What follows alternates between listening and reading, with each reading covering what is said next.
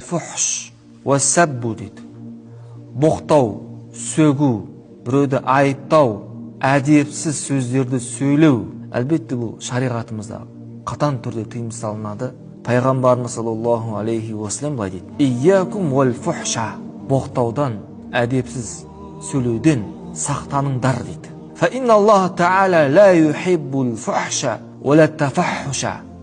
Алла Тағала мынау боқтап сөйлейтіндерді, әдепсіз адамдарды жақсы көрмейді дейді. Пайғамбарымыз саллаллаху алейхи уассалам былай дейді: Мұъмин кісі лайса муъмину бит-та'ани валал-ла'ани валал-фахиши валал-бади дейді.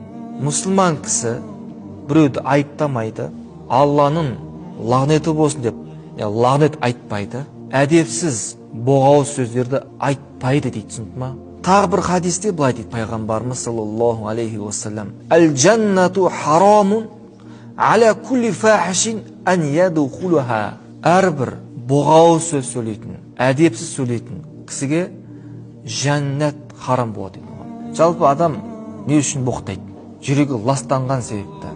Қашан адам жүрегі ластанса, онда жүректен сол сөз сөйлейді. Өйткені ғұламалар былай дейді, ағайындар. Мына тіл бар ғой, жүректің аудармашысы дейді. Жүректе не бар?